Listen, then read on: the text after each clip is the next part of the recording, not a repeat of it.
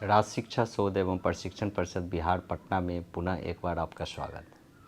जैसा कि हम क्लास 11 के अंतर्गत चैप्टर 1 में कंप्यूटर फंडामेंटल स्टडी कर रहे हैं और इसके अंतर्गत पार्ट 1, 2 और 3 ऑलरेडी हमने पिछली कक्षाएं में मेंशन किया था और आपने इसका स्टडी भी किया। अब हम पार्ट 4 में प्रवेश करते हैं। कंप्यूटर फंडामेंटल्स के अंतर्गत डिफरेंस और भी इसके कुछ ऑपरेटिंग सिस्टम में कुछ टर्मिनोलॉजी हमें यूज़ करने हैं। बहुत सारे एग्जांपल्स है जैसे Unix, Linux, Mac operating systems. तो इससे रिलेटेड बहुत सारे फीचर्स की टेक्नोलॉजीज़, ये सारा चीज़ हम इसमें मेंशन आपको किया गया है और इसमें आपको मिलेगा। तो चलते हैं नेक्स्ट स्लाइड की तरफ और देखते हैं कि क्या क्या टर्मिनोलॉजी इसमें यूज्ड है। पहला है file management. File management is the systematic process of organizing, storing, naming, securing and retrieving digital or physical files to improve efficiency and reduced clutter। जैसा आपको हमने बताया था ऑपरेटिंग सिस्टम में प्रोसेसर मैनेजमेंट के बारे में, मेमोरी मैनेजमेंट के बारे में, उससे रिलेटेड एक और इसमें टर्म है फाइल मैनेजमेंट। मेमोरी तो जितने भी आप जानते हैं, जो भी स्टोरेज कैपेसिटी है, रजिस्टर, माइक्रो प्रोसेसर्स और जो भी सेटलिंग सिस्टम हमने बताया था, उसके अंतर्गत जितने भी मेमोरी अलॉटेड होते हैं वो सारा कुछ सेव होता है हमारे ऑपरेटिंग सिस्टम में जो फाइल मैनेजमेंट शेड्यूलर बने हुए हैं उसके अंतर्गत। ये एक सिस्टमेटिक प्रोसेस है जो स्टोर करता है बाय नेम और साथ ही साथ उसके जितने भी एफिशिएंसी होते हैं सिक्योरनेस के लिए, डेटा को प्रोटेक्शंस करने के लिए, वो सारे जो है फिजिकल फाइल्स के रूप में वहाँ डिनोट होते हैं। जैसा कि आपको हमने एग्जांपल में भी बताया, जैसे ऑपरेटिंग सिस्टम में विंडोज़ हुए, लाइनक्स, यूनिक्स, तो सब में रूट डायरेक्टरी या उसके अंतर्गत कुछ बाइनरी सिस्टम जैसे BIN करके आपको मिलेगा, LIB कुछ लाइब्रेरी फाइल मैनेजमेंट है, तो सभी जो है इसके अंतर्गत आपको डिफ़ाइन किया हुआ मिलेगा और ये सारे चीज़ किस में रहेंगे तो फाइल मैनेजमेंट। तो इस स्लाइड में आप देख पा रहे हैं फाइल मैनेजमेंट हमारा हेडिंग है। फाइल मैनेजमेंट एक्चुअली है क्या? तो file management is the systematic process of organizing, storing, naming, securing and retrieving digital और physical files to improve efficiency and reduce clutter. जैसा मेमोरी मैनेजमेंट आपने पढ़ा था ऑपरेटिंग सिस्टम में, जैसा आपने प्रोसेसर मैनेजमेंट पढ़ा, उसी तरह फाइल मैनेजमेंट एक उसमें प्रोसेस है जो डेटा को ऑर्गेनाइज करता है, किस चीज़ के लिए, स्टोर करने के लिए, उसके प्रोटेक्शन के लिए, और डिजिटल फॉर्मेट में एक फिजिकल फाइल्स के रूप में डेटा को रिड्यूस करके क्लटराइजेशन के वे में वो प्रोसेसर युक्त सारे चीज़ जो है हमारा जो भी डायरेक्टरी है, वेदर हमारा रूट डायरेक्टरी या VIN बिन आपको डायरेक्टरी मिल सकता है, LIB लाइब्रेरी डायरेक्टरी मिल सकता है, तो सब में वो डेटा जो है नेमिंग वाइज स्पेस में ऑलरेडी वहाँ पे मौजूद रहते हैं। चलते हैं नेक्स्ट स्लाइड की तरफ। और इस स्लाइड में फाइल मैनेजमेंट के अंतर्गत जैसे आप देख पा रहे हैं एक ड्राइव्स है, उसके नीचे फोल्डर्स है, सब फोल्डर। जैसे आपको हमने बताया डायरेक्टरीज, तो रूट डायरेक्टरी मतलब मेन जो हमारा फोल्डर होता है उसको हमने रूट डायरेक्टरी माना, और उसके नीचे जितने भी आते हैं छोटे छोटे मॉड्यूल वे में हम ड्राइव्स का नाम दे सकते हैं। जैसे हमने लिया पहला जो है उसको ड्राइव्स मान लिया। अब ड्राइव्स के अंदर मान लीजिए आपके कंप्यूटर सिस्टम में जब आप परचेस करते हैं, जैसे मान लीजिए C ड्राइव है, आप चाहे DE मेमोरी अलोकेट करके आप दूसरा भी ड्राइव बना सकते हैं। अब उस ड्राइव्स के अंदर आप क्या रखेंगे? आप जो भी फाइल वगैरह सेव करते हैं, जो भी डेटा उसमें रहते हैं कंप्यूटर में मौजूद होते हैं या फिर आपके डेस्कटॉप में या PCs में या फिर लैपटॉप में, तो आप ड्राइव्स के अंदर उस फाइल को सेव करके लेट से उसमें आपने फ़ोल्डर क्रिएट किया, तो फोल्डर कहाँ पे आपका रहेगा? मान लीजिए D ड्राइव में आपने फ़ोल्डर रखा, तो ड्राइव के नीचे एक डायरेक्टरी, एक हायरार्कीज वे में एक हमने टेबल रूप में यहाँ पे लिया, ड्राइव के नीचे फोल्डर्स, और फोल्डर में क्या रहेंगे? सब फोल्डर। जैसे A नाम का हमने फोल्डर बनाया ABC नाम का, और ABC में फिर हमने उसके अंदर क्या चीज़ नाम का बनाया? हमने लेट से बना दिया DEF नाम का एक सब फोल्डर बना दिया, और उसके नीचे हमने फाइल डाल दिया। तो एक आप देख रहे हैं मॉड्यूल रूप में एक के नीचे फिर उसके नीचे हमने ड्राइव, फोल्डर, सब फोल्डर को ऑर्गेनाइज किया। Creates a logical searchable system for accessing data. ये किस चीज़ के लिए होता है? अब मान लीजिए कोई फाइल्स आपको सर्च करना है, तो आपको करना कुछ नहीं है, जो फाइल नेम दिया है आप उस फोल्डर में जाके उस फाइल नेम को अगर आप सर्च कर रहे हैं, तो आपको ईजी वे में आपको क्विक जो है आप डेटा को या फाइल को खोज सकते हैं। अगर आप फोल्डर, सब फोल्डर्स ये सब डिफाइन नहीं करेंगे तो खोजने में मे भी आपको प्रॉब्लम हो, आपको एक एक फोल्डर करके जाना हो। लेकिन अगर इस सिस्टमेटिक ढंग से हम बनाएं तो पता चलेगा हम रियल टाइम में क्विक फाइल को सर्च कर सकते हैं। दूसरा चीज़ है effective file management ensure data security, enable easy collaboration and prevents data loss. इसको बनाने के पीछे एक और चीज़ है, डेटा जो है मतलब प्रोटेक्शन इसमें ऑलरेडी मौजूद रहता है। जैसे हमने यहाँ डिफाइन किया डेटा सिक्योरिटी और इनेबल्स इजी कोलैबोरेशन, मतलब एक फाइल से दूसरे फाइल को इंटरेक्शन होने में, कोलैबोरेट होने में काफ़ी कम प्रॉब्लम वहाँ पे एराइज होती है एंड प्रिवेंट डेटा लॉस। और डेटा भी लॉस आपका नहीं होता है। इसलिए डेटा लॉस नहीं होता है क्योंकि अगर किसी फाइल को आपने कहाँ पे सेव किया है इसको सर्च करने के लिए आपको टाइम कंज्यूम करना होगा। लेकिन अगर आप फोल्डर सब फोल्डर्स के रूप में आपने डेटा को ऑलरेडी वहाँ पे नेमिंग दिया है तो किसी भी फाइल को खोजने के लिए स्पेसिफिक सब फोल्डर्स या फोल्डर में जाके आप उसको सर्च कर सकते हैं। तो डेटा लॉस को भी ये प्रिवेंट्स करता है। चलते हैं नेक्स्ट स्लाइड की तरफ। और इस स्लाइड में कुछ की एस्पेक्ट्स इसके भी होते हैं, जैसे ऑर्गेनाइजेशन आपको हमने बताया था। सिंपली कहने का मतलब ये फाइल क्या है, कलेक्शंस ऑफ डेटा है जो ऑर्गेनाइज वे में रहता है। आप 10th में भी आपने पढ़ा होगा कुछ क्यूरी स्ट्रक्चर के बारे में। आपको इसमें भी प्रोग्रामिंग लैंग्वेज जब नेक्स्ट चैप्टर होगा उसमें भी आपको पढ़ना है क्यूरी के बारे में, क्योंकि डेटा जो भी है डेटाबेस में सेव रहता है, रिकॉर्ड में सेव रहता है और ये एक ऑर्गेनाइजेशन वे में फाइल मैनेजमेंट में स्टोर रहता है जो क्विक जो है डेटा को एक्सेसिबल कर सकता है। उसके बाद है naming conventions using descriptive consistent and logical names for files to facilitate quick identification. जो अभी हमने आपको बताया था, ये क्विक रेस्पॉन्स देने के लिए ही हम एक ऑर्गेनाइजेशन वे में उसका नेमिंग कन्वर्ट करते हैं। जैसे क्या होता है डेटा स्ट्रक्चर में भी आप पढ़ते होंगे या फिर सीक्वेंशियल डेटाबेस एक्सेस पढ़ते हैं हम लोग, इंडेक्सिंग पढ़ते हैं, हैश टेक्निक यूज होता है। ये सब चीज़ जो है डेटा को रेफरेंस देने का काम करता है। मतलब किसी फाइल का जो नेम है हमने रेफरेंस ले लिया। आप देखते होंगे कोई बुक भी होता है तो लास्ट में उसका किस चैप्टर में कौन चीज़ टर्मिनोलॉजी और क्या क्या पढ़ाया गया है एक छोटे रेफरेंस के रूप में आप हर बुक के लास्ट में देखेंगे, 1-2 पेज में उसका रेफरेंस कोडिंग किया रहता है। तो ये क्या चीज़ है, तो एक नेमिंग कन्वेंशंस देने का एक ऑथराइजेशन, एक ऑर्गेनाइजेशनल वे में एक प्रोसेस। चलते हैं नेक्स्ट स्लाइड की तरफ। और इस स्लाइड में और भी इसके कुछ की एस्पेक्ट्स दिखाया गया है। जैसे पहला है स्टोरेज एंड रिट्राइवर।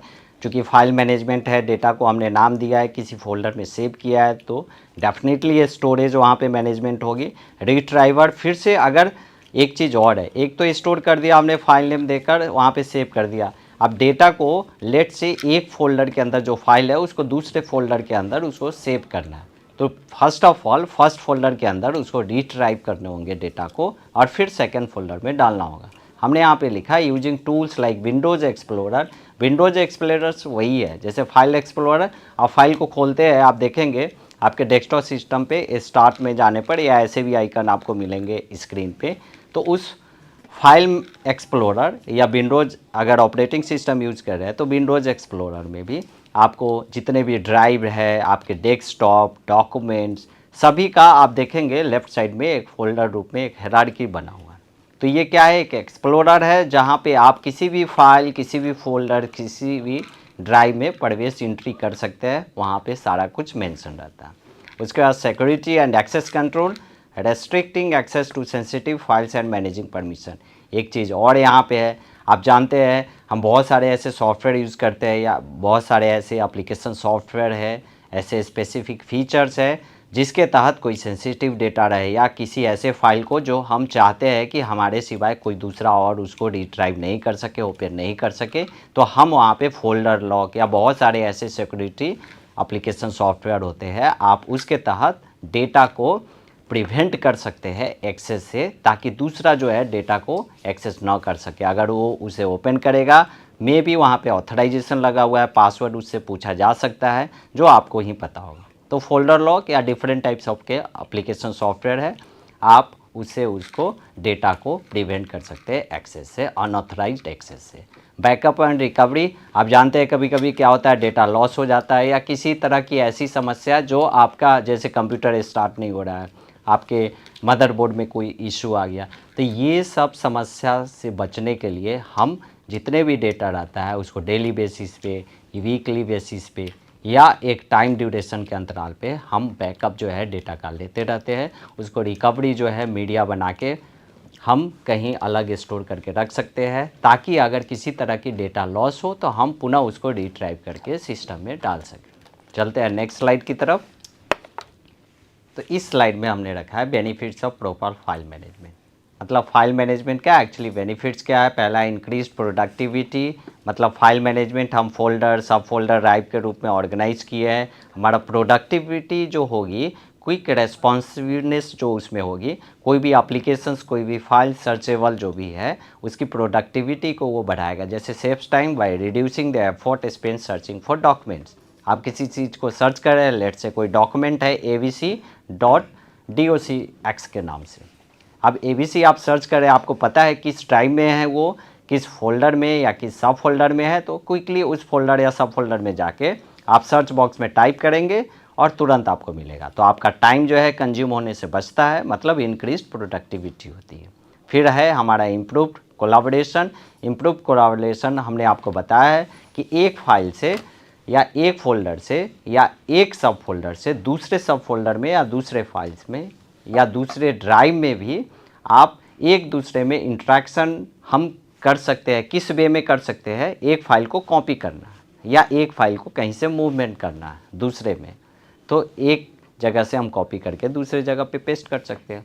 तो कोलैबोरेशन जो है यहाँ पे फोल्डर बाई फोल्डर, सब फोल्डर बाई सब फोल्डर, ड्राइव बाई ड्राइव, सभी चीज़ यहाँ पे मौजूद होते हैं।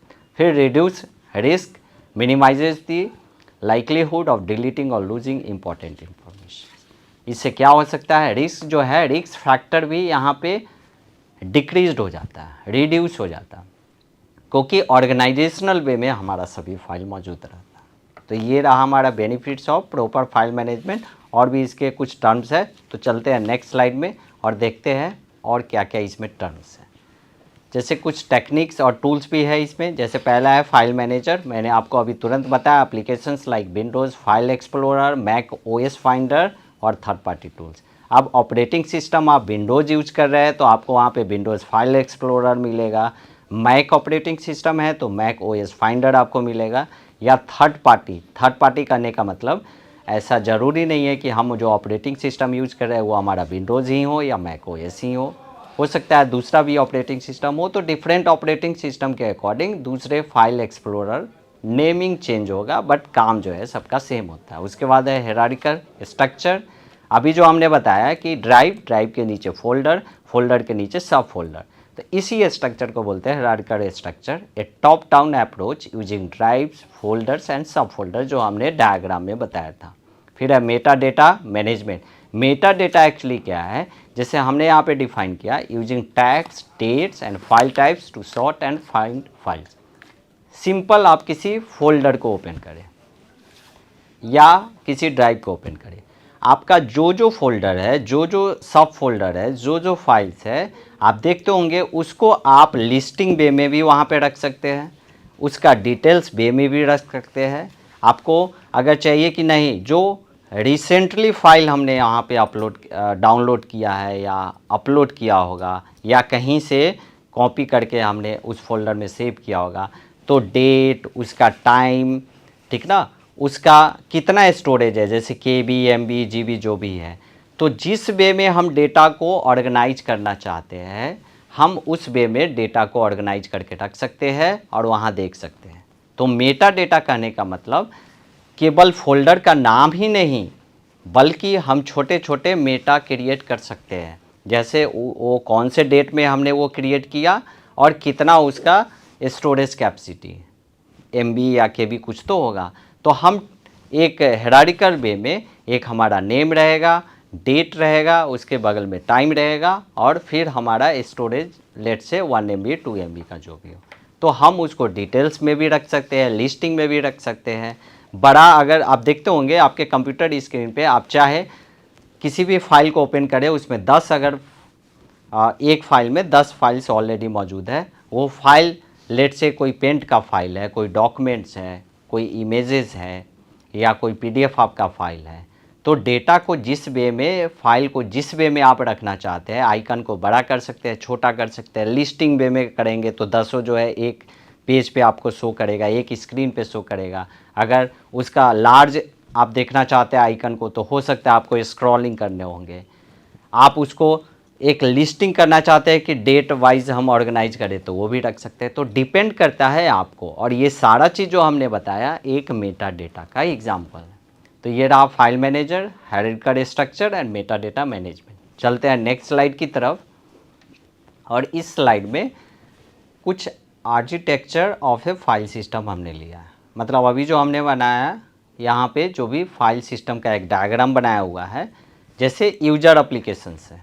लेट से कोई भी आपने विंडोज़ ऑपरेटिंग सिस्टम में लेट से माइक्रोसॉफ्ट ऑफिस जो है पैकेज जो है इंस्टॉल किया है, एक यूजर एप्लीकेशंस। फिर उसके कुछ लॉजिकल फाइल सिस्टम होंगे। वर्चुअल फाइल सिस्टम हमने पिछले पार्ट में भी आपको बताया है। आपको डेडलॉक के बारे में आपको हमने बताया था। एक गार्बेज कलेक्शन हमने बताया था जो ऑलरेडी प्रोग्रामिंग में भी यूज होता है। तो ये सब वर्चुअल फाइल सिस्टम है। और फिजिकल फाइल सिस्टम के रूप में, फिजिकल फाइल सिस्टम करने का मतलब आप देखते होंगे जब आप अपना पीसीज, लैपटॉप वगैरह परचेज़ करते हैं तो आपको एक ड्राइव दिया जाता है, जो मान लीजिए सी ड्राइव ऑलरेडी वो पहले से मैन्युफैक्चरिंग रहता है। अब आप क्या करते हैं, उसको ड्राइव को आप पार्टीशन करते हैं, डिस्क करते हैं, उसको डिस्क जो है उसको फ्रैगमेंटेशन करते हैं।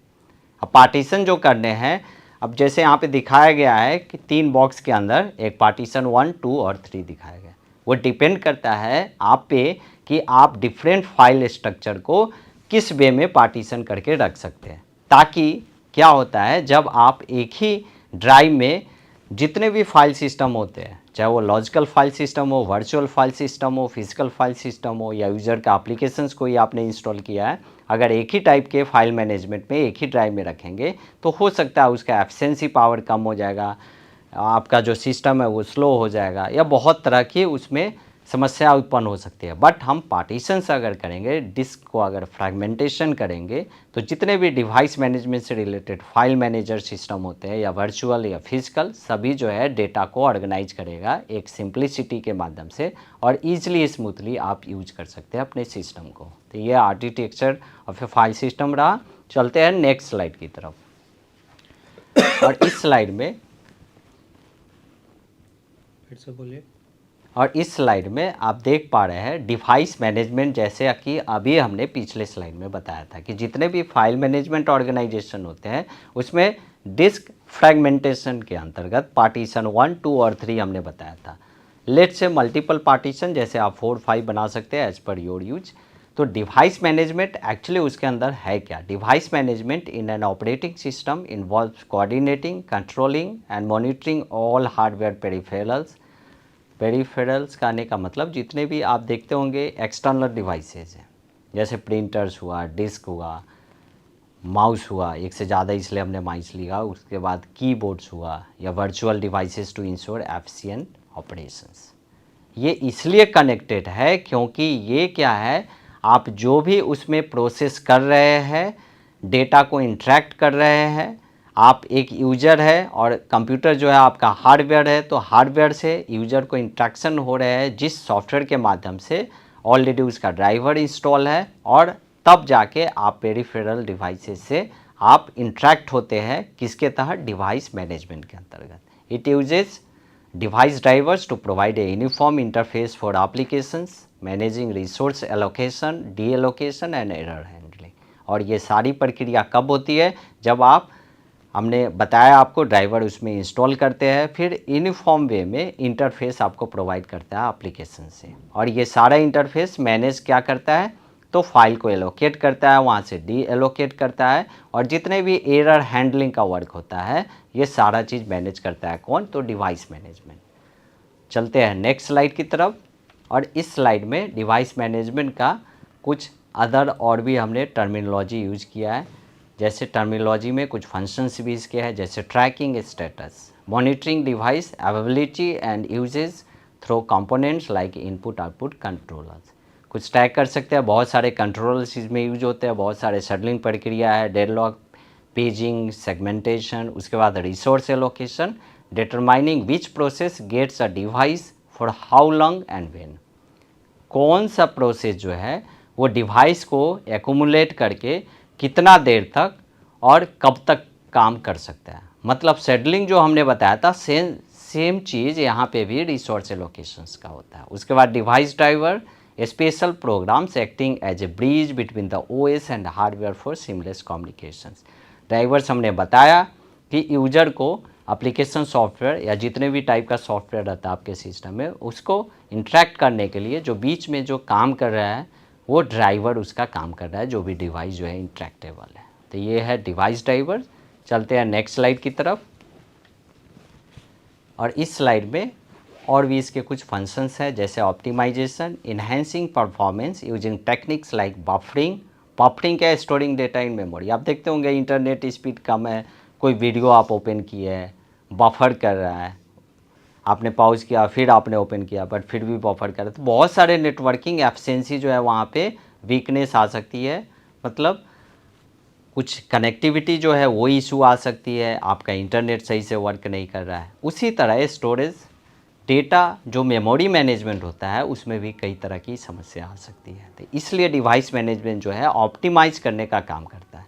और कैसे करता है? तो हाई स्पीड स्टोरेज के लिए आप देखते होंगे बहुत सारे आपके अनवांटेड फाइल्स जो है स्टोर हो जाता है आपके सिस्टम में, सिस्टम को स्लो कर देता है। जो तो जितने भी कैशिंग वगैरह फाइल्स होते हैं, कि आप पढ़े होंगे मेमोरी के भी बारे में, तो हम इसको जो है रिमूव कर सकते हैं।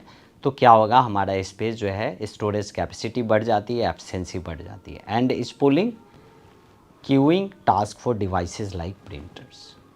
उसी तरह हैंडलिंग इंटरप्ट्स करने का मतलब किसी तरह की बाधा अगर आ रही है उसको भी हैंडलिंग करता है हमारा device management. Managing signals from devices to ensure smooth या non blocking operations device management का काम है। और एक्चुअली डिवाइस मैनेजमेंट आपको हमने जो ड्राइवर बताया था उसका ये काम है कि जितना भी डेटा इंटरप्शन से रिलेटेड प्रॉब्लम आए वो उसको वहाँ पे हैंडल करेगा। तो ये रहा हैंडलिंग इंटरप्ट्स।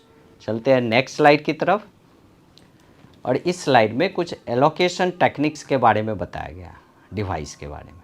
जैसे पहला है dedicated, a device is assigned to a single process for its entire duration. Example printers आपने ऑलरेडी एक्सटर्नल ऐड किया है। हमने बताया था दो प्रक्रिया है, एक तो ड्राइवर जो है आप एक्सटर्नल प्रिंटर के लिए इंस्टॉल करते हैं, नहीं तो आजकल ऑपरेटिंग सिस्टम ऐसे आ गए हैं, या फिर प्रिंटर जैसे ही आप उसका केबल अटैच करते हैं आपके सिस्टम में, पता चलता है केबल के माध्यम से सारा डेटा जो है वो ऑटो इंस्टॉल ऑलरेडी हो चुका है और आपको कहीं भी एक्सटर्नल ड्राइवर की ज़रूरत नहीं पड़ती है। तो दो माध्यम से यूजर इंट्रैक्शन के लिए उसमें ड्राइवर मौजूद हो सकते हैं, एक तो ऑटो इंस्टॉल और दूसरा जो है अगर नहीं है तो बाहरी जो है एक्सटर्नल आप उसको इंस्टॉल कर सकते हैं। तो जितने भी फीचर्स है ये डेडिकेटेड होते हैं। फिर शेयर्ड है, device is shared among multiple processes concurrently. आप जानते हैं एक डिवाइस अगर 5 सिस्टम यूज कर रहे हैं, प्रिंटर एक है, तो पांचों से हम कनेक्टिविटी कर सकते हैं। इसलिए इसको कहा गया है ये शेयर डिवाइस एलोकेशन टेक्निक्स होता है। इसमें शेयरिंग की ऑलरेडी एफिशिएंसी होती है। उसके बाद virtual as physical devices simulated to act as a multiple often use to simulate share devices. Virtual आप ऑलरेडी जानते हैं, जब डेडलॉक की प्रक्रिया आती है वहाँ पे पेजिंग सेगमेंटेशन की प्रक्रिया होती है, तो वर्चुअल रूप में आपको कुछ मेमोरी जो है सिस्टम में लोकेट किए जाते हैं। तो ये वर्चुअल का सेंस रहा। चलते हैं नेक्स्ट स्लाइड की तरफ। और इस